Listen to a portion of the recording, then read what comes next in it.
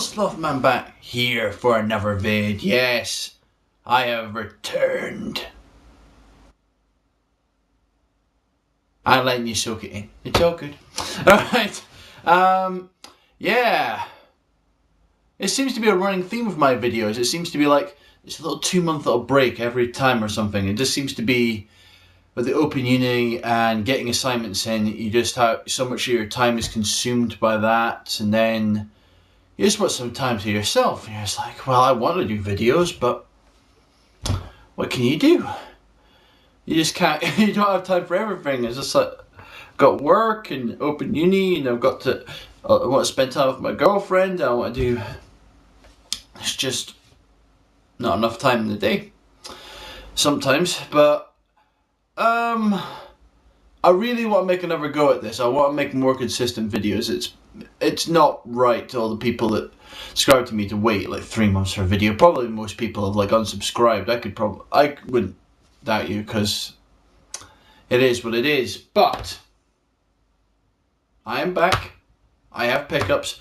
I don't want to keep on doing pickups videos though, because that just seems like, oh, here's my stuff and then I'm gone. And it's just like, well, I'm gonna add a question, I think, at the end of this. So I want to see what people's replies are. So, alright.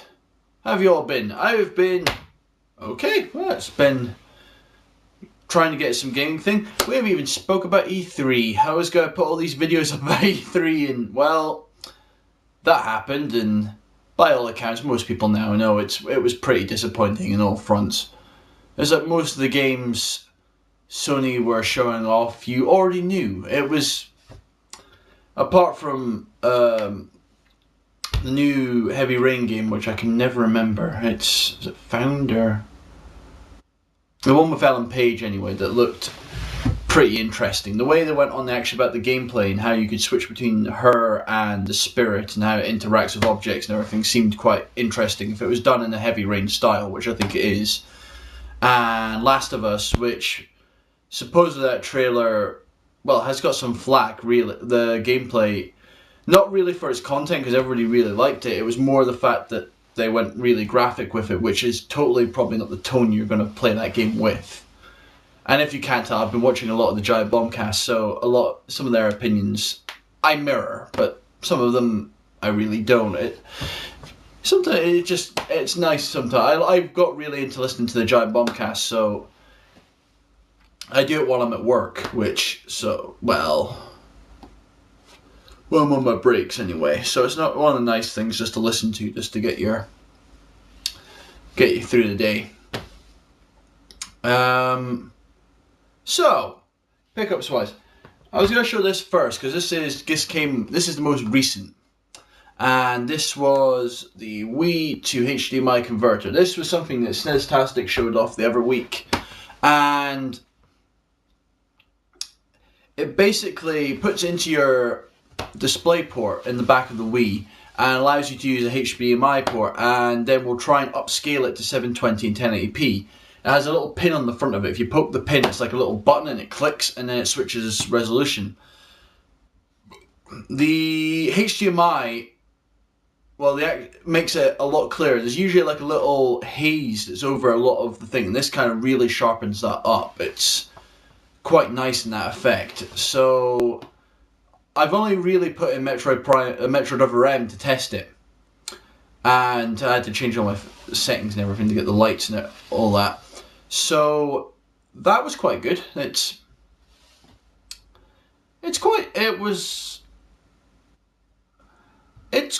nice. I don't think the 1080p works all that well, because I think it's a bit hazy because you're trying to upscale. It's kind of like when you do DVDs and you upscale them to 1080p. They don't look right there. 720 was pretty much what they're down. I think most people now know that most Wii games, especially ones that Nintendo develop, are 720p, which they downgrade to get it to run on the Wii. So they're 720 to begin with. So that, it makes it look, a lot of them games look really quite nice. So it's a nice little investment. It's not that expensive. It was about something like 18 quid, and it's like 4 quid for a HDMI cable these days. It's nothing. Sorry, just really thirsty today. I've cooked all meal and everything, and it's just like just my mouth's a little bit dry. Alright, so where do we start? The game that's actually been consuming most of my gaming time. This is Mario Tennis Open on the 3DS. Now, as of late, I've become really a big... Most of my gaming gets done on the 3DS at the moment, so if people have gone online, they'll probably see that if they're on my friends list, and if not, I think I've added it to my channel. If not, I'll put it in the channel link stuff and my info bar stuff on the channel. My 3DS code, and then you can just PM me yours and add it. I've played like 40 hours of that game, and most of it has been on the online. Right when it came out, I was convinced I was going to go, alright, I'm going to be competitive in this thing. It's just like you've got your placing and your overall points, plus kind of like the Mario Kart Wii and probably DS. I never really played DS online. And probably 7. It gives you like this generic score from works from 2000 up. And if you win races, you get more. And depending on the caliber of your opponents and everything, it raises higher or higher or lower depending on what level your opponent's at. But then you have your placing, which is you get points for the match itself. So if you play a lot of good shots or it's very back and forth, you'll get a lot of points in there. And so you'll get another placing for that. And that's against everyone in Europe.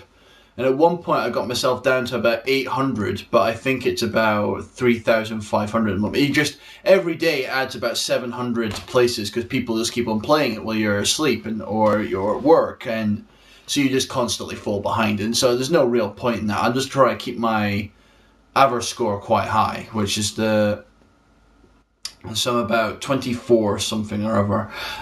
And Michael, Cyberlanky, he got up to about 2,600. He was going really good at a point.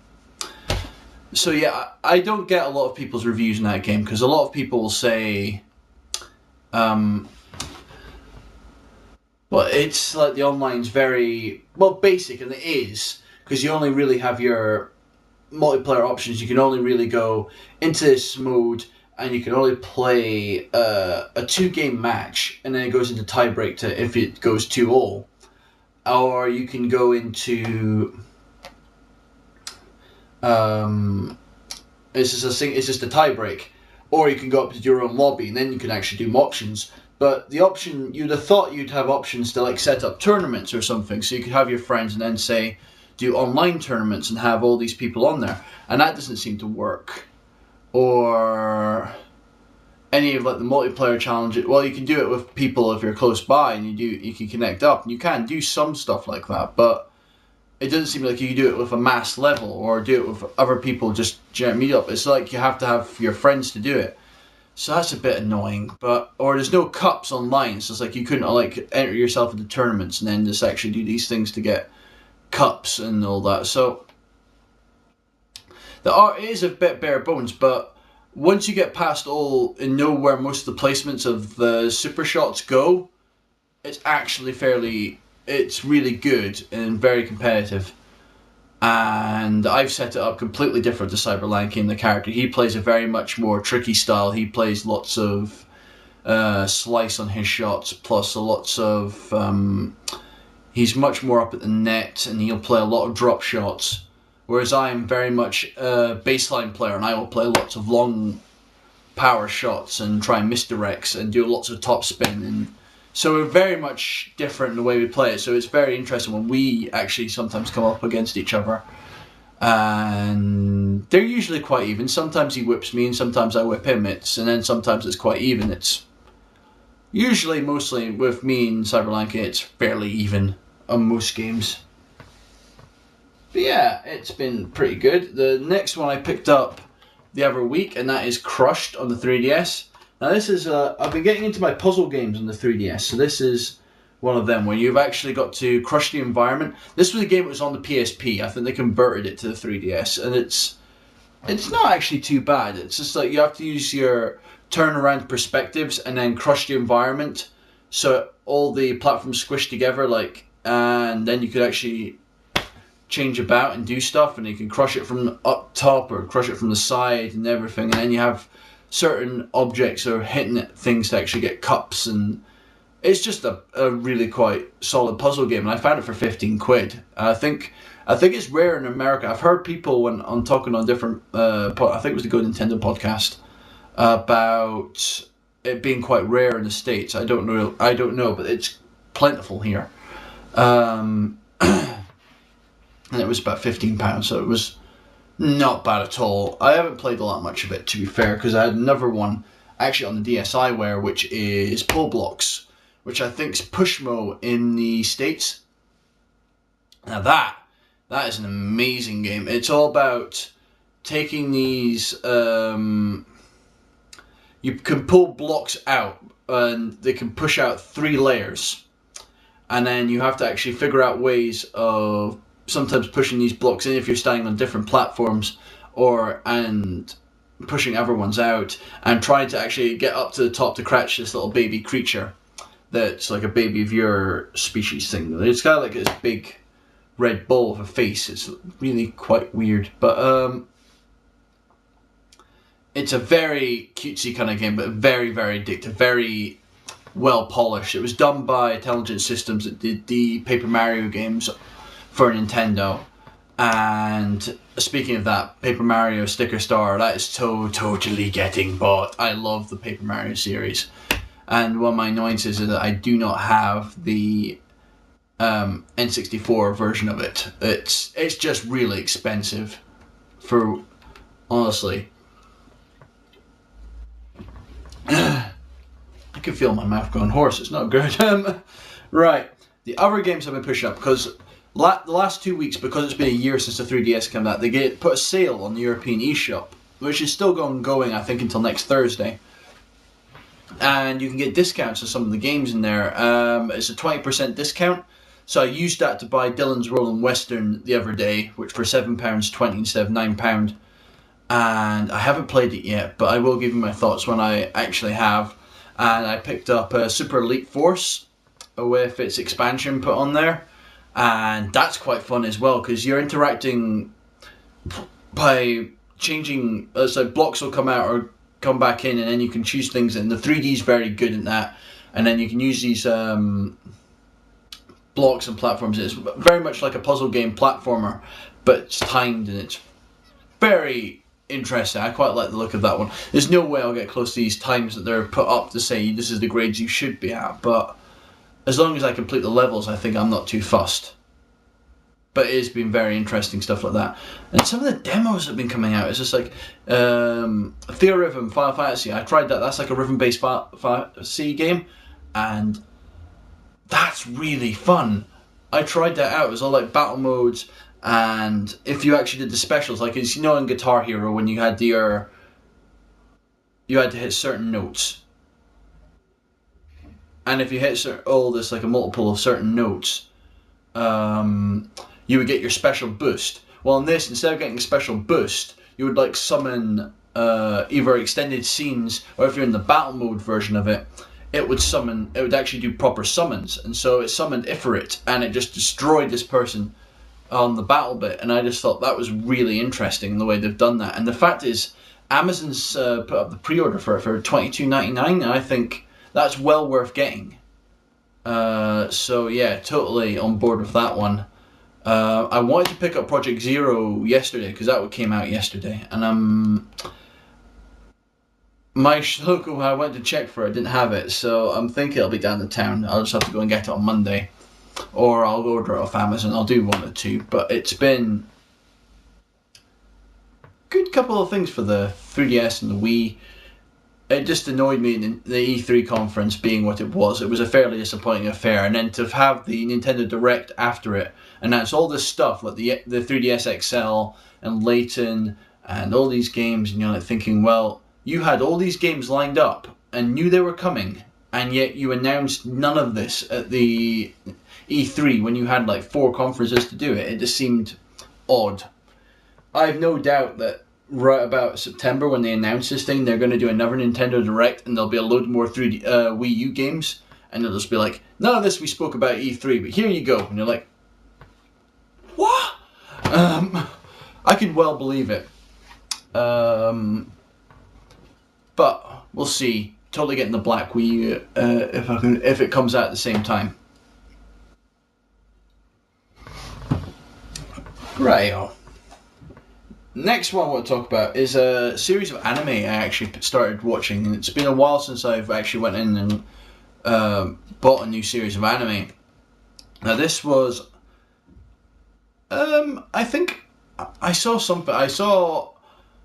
I remember how I found this out. I was looking at a manga entertainment site. This is like the big distributor here in the UK, and I was looking for the Blu-ray copy of Gantz 2, the live-action Gantz 2, and they only have it on DVD. I don't really know why. Because they released the first one on Blu-ray. So, yeah, I don't really know why. And it came out in the States on Blu-ray, so I am still considering importing it.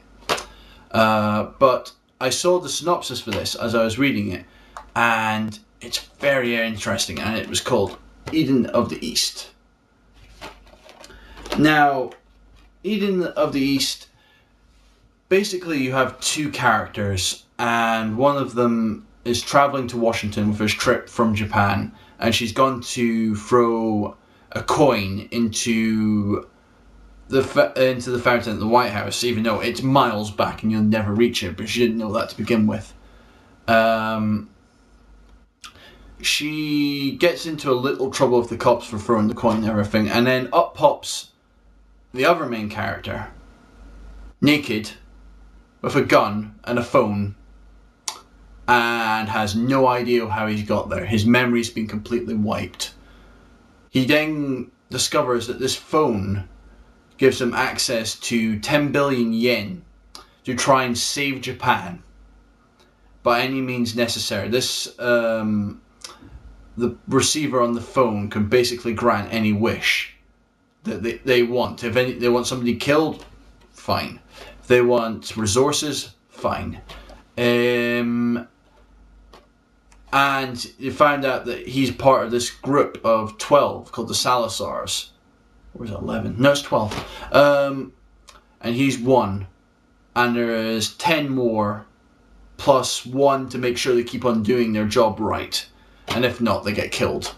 And if their money runs down to zero, they get killed. And it's all about how these two people are trying to... Well, he's trying to discover what happened before. And there's like these terrorist attacks before, and he was wondering if he was anything to do with it, or stuff that's going on. And he's trying to stop other people who he believes are, well, he thinks are not using their powers for good. They're basically using it for greed, or have gone to too much of an extreme method. It's just a very interesting series, and it's only 11 episodes. It's done by the guy that did Gears, not Gears, it's Ghost in the Shell Standalone Complex. It's the guy that did that. And he did 11 episodes, and then they did 2 theatrical movies. So this is the first one, called King of Eden, and then there's Paradise Lost, which is the second one. And most of this is really quite cheap. You can pick up all this on Blu-ray for probably about £27, maybe a little bit less than that. But the series itself is about £10. And then each of the films is about £7-8. It's actually maybe a little bit less than that, but it's well worth getting into. That's some really, really enjoyable anime to actually watch. Next one is something that I probably really should have done when it came out, which is Pandora's Tower. This is the collector's edition. So you get the box, which is exactly the same as the Japanese box, sans the rating stickers, the rating images, which is really nice because you get the Black Wii box. In Japan, all 18 rated games, or games deemed for adults, are given a black label on the Wii. They started doing this in 2008 or 7. And so there's a few. It's like Mad World has a black label, as does Zangeki no Rankiev, and my copy of No More Heroes 2 has a black label. So I just think that's quite cool. I'd wonder if they'd actually continue to do that with the Wii U. Considering you're going to have the black box, it might be interesting if they did, but I don't think they will. But in here, I'll show this off. You get an art book for Pandora's Tower, and this has lots of nice artwork in here. Let's flip through a few of these, and that's your main kind of hub world there.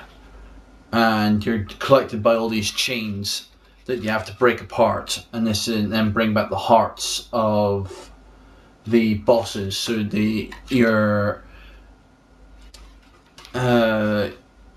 don't know if she's girlfriend or not. They seem very close from what I've played so far. But she's sworn not to eat meat, but she has to break this curse. So you have that. It has the big, huge manual, which seems really odd to have the box. And then you have a big metal casing box, steelbook, which is really quite snazzy. And so that has that there. So yeah, it's quite nice. It was quite cheap for actually having a limited edition. I've not seen it around in town or anything, so I'm presuming it's still quite on the rare side. And then because I bought that plus Last Story and Xenoblade, and I registered them all on Nintendo.co.uk, I have been given the coin case. The book it has 3 limited edition coins that has one for each game, and that's coming supposedly in October, because I had an email from Nintendo to give my address for it. And so yeah, I'll show that when that comes in October. But it's like 3 commemorative coins for buying all 3 of them. So it looks quite snazzy, I'll give you that. The next one is Silent Hill Shattered Memories. Yeah, Shattered Memories. Now this is one of the better Silent Hill games that's come out in the last few years. And this is a remake of 1, but doing it in the style that you cannot... It's a much more psychological way of doing it. You have to answer questions to this person to get your character in order, and then it plays off based on that. But you can't actually kill any of the monsters. You don't have any gun. You have to run from everything. So it makes it a much more... It's kind of scary thing. It's kind of like with Project Zero. It's the same kind of thing. You can't actually kill these things. You can do stuff with the camera, but that was that. But it just makes it scary because you can't actually try and hurt these things. It won't work. You just have to run, which just makes things a lot more scary. So yeah, it's a very interesting game, and I've wanted it for a while, and it came out quite cheap. Next one, the games after this, I'm not entirely sure if I've done these or not, but I don't think I have, so I will do them. And this is Ivy the Kiwi. And this is done by Yuji Naka, who did the original Sonic games. And this is with his new company. And this is a kind of, again, it's a puzzle platformer kind of thing, but you're using the Wii remote to draw like these vines so you can fling Ivy up. I think it constantly moves, and so you're trying to fling it up higher to get through these to make it walk on different platforms and everything. It's on the 3DS, and to be fair, it looked a bit easier on the 3DS because then you just have the stylus to actually draw the vine to actually fling it. Using the Wiimote, I think, will be more difficult, but we shall persevere. The next one is something just that caught my eye. It's one of these things I haven't seen, so I just thought, it's Mushroom Men and the Spore Wars. Or Mushroom Men the Spore Wars. And it just had an intriguing cover. I've never heard of it. But it's got the thing on the top there, 86% by Nintendo Official Magazine. Now, for those of you who don't know, I used to be a huge fan of the official Nintendo magazine. I used to have near enough every magazine from the beginning of the N64 to near enough the end of the GameCube. And well, it was at the end of the SNES. Yeah, well, it doesn't really matter, but I used to be a big fan of that. And when it was part of, it was either part of Future or went to EMAP, or it was the other way around. I think it was EMAP and I went to Future. And when it was part of EMAP, that was when I was a big fan of it. And it's changed completely, the editor team now. So I've not been unsure of it, but I'd still think the official magazine, it would give you somewhat of a generous thing, but it's a 3D platformer, and the game looks quite good. But for recommendations on a good Nintendo magazine now, I've been reading this the last 2 months, and this is Nintendo Gamer. Now this is, it used to be, oh, what was the one? I think it's N64 magazine. Yeah, I think it was. And then this is their new version, and they've cleaned it up, and it reads more like an adult magazine for Nintendo fans. So if you like the style of, say, Edge or Games TM or anything like that, you'll probably, and you like Nintendo games, you'll probably quite like the style of it. It's got like this whole bit at the back where it lists off the 50 best games, or 25 or 50, depending on the console.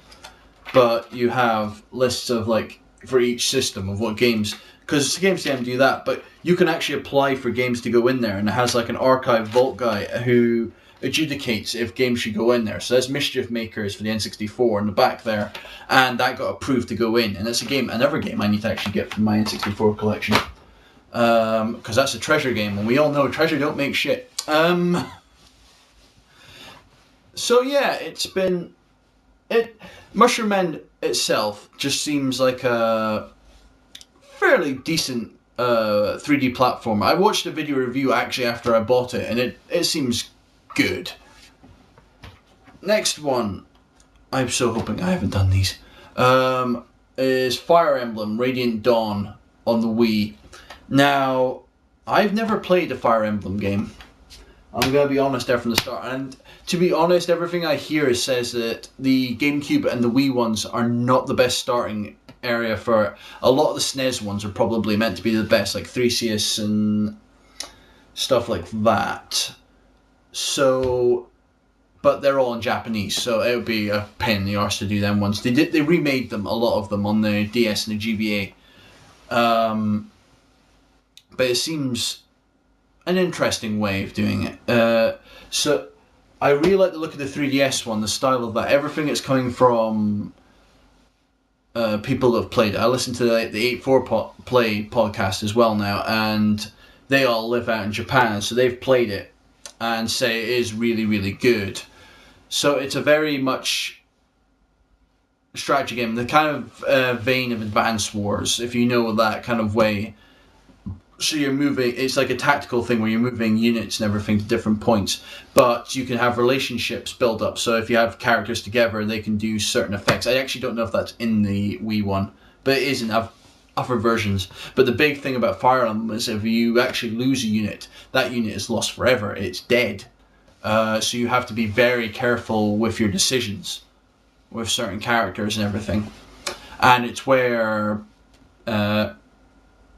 Marth and that come from, from Smash Brothers. That comes from the Fire Emblem series. They are characters in different games, but they were characters in that series.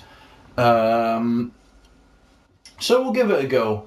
Like I said, I think the 3DS one's meant to be a lot better, but that's not going to be out here till next year. So I'm really hoping over the course of the summer, over July and August, September, even though I've got a lot of work to do, I've got 2 assignments due by, well, I have one at the end of this, this is now July, one at the end, one at the beginning of August, and one in the middle of September. So hopefully, in between trying to get them 2 done, I have time to actually get some gaming in. I really want to get a lot of my Wii collection and start playing through a lot of my Wii collection. So by the time the Wii U comes out, I'm not going to be regretting not playing through a lot of these games. So yeah, I'm gonna probably, my first one is going to be Wario Land Shake Dimension, because I absolutely adore the Wario Land series. I have no idea why I've not played for that. Next one probably after that is going to be Super Paper Mario. So I'm going to start working through Wii games, hopefully by the end of that. Right, the next one is Bit Trip Complete. Now this is very, very snazzy. It has like a soundtrack CD. It has all the music on it. Plus, it has all the games. These are all WiiWare games. And they're all separate. I have Bit Trip Rummer, which is like the big one. And so you have all these, but it puts all of the games in one compilation. It gives you online more. It gives you a lot more extension stuff. Like you've got online leaderboards and different new challenges, new difficulty modes, and stuff like that. And it's just lots of fun. So that's very cheap as well if you want to pick that up. It's about £12 to £15 new. So yeah, if you see it, I definitely pick it up. It's basic but fun is really the way I'm going to go about that. Right, next two. Again, I'm hoping I'll not pick these up. These were brand new games I found in the town, and they were both £8. And this was up at my Morrison's, I think. So this is Bulletstorm on the 360. Now, this is a game that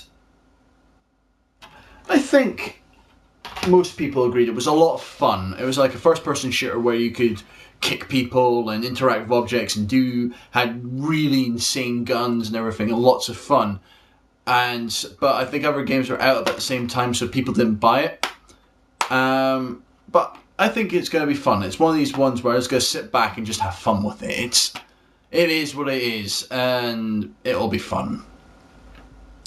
The next one is Enslaved: Journey to the West, Odyssey to the West, and it's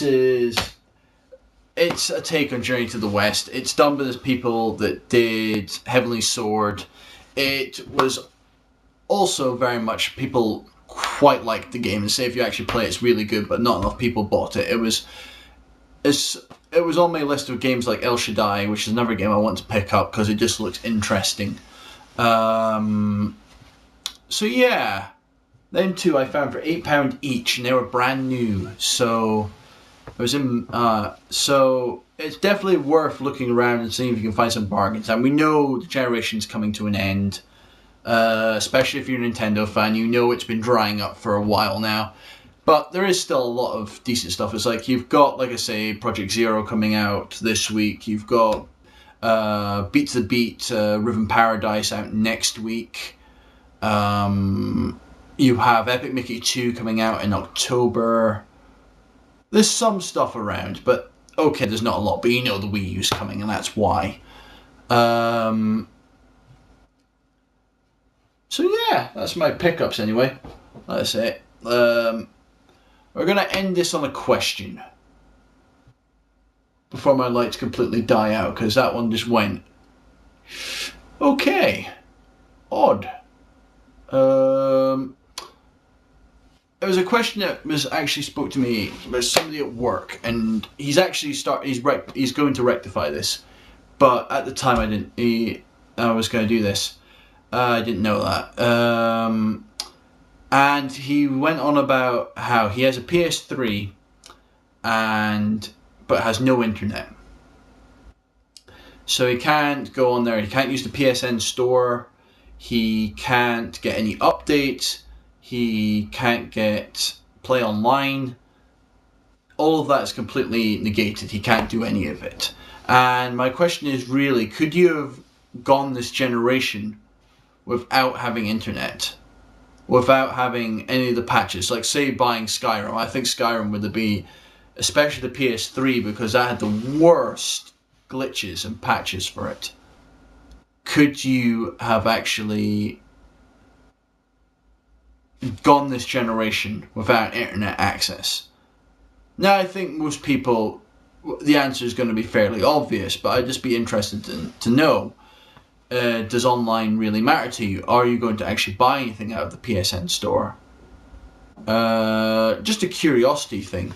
So if anybody's got an opinion on that, you can leave it below. Like I say, I'm going to probably get some gameplay videos up. I want to show off Ivy the Kiwi. I want to show off a few of these games, and I'm debating actually trying to do an updated Wii collection now, because we have so many. It's up about 72, 75 games from my Wii collection now, so it's a lot different from what the original video was. And I keep on getting comments on some of my older videos, and it's just like, it's really odd. I'm thinking, going back to these videos and thinking, I did this video about a year and a half ago, and it's odd that people now have just discovered it. Somebody sent me like 5 comments on one video. It was like, But, interesting. But yeah, I'll definitely want to be back and get more stuff done. Might try some more versus challenges with Cyberlanky. We might try some gameplay things or something else, and I really want to try a skit one again, because I really liked our skit ones. It's like the whole Evil Softman Lives one. I don't know if they ever fixed out of the sound. That's the thing to go back and check. Because that was a big problem, because it had music in there. They had a copyright claim and they silenced it, but I don't know if they rescinded that or not, because some people have said to just wait it out. But I liked that one. I liked the whole Q&A one where we did it as a chat show. And then we did the adverts. I really liked that one. I'd love to do another kind of skit one like that, but it's been a while since we've done one of them, and it takes planning, and that's something we'd have to really think about doing. So, alright. Just let you know I'm still alive, and hello and all that, and I will get back to you soon. So this is Evil Softman.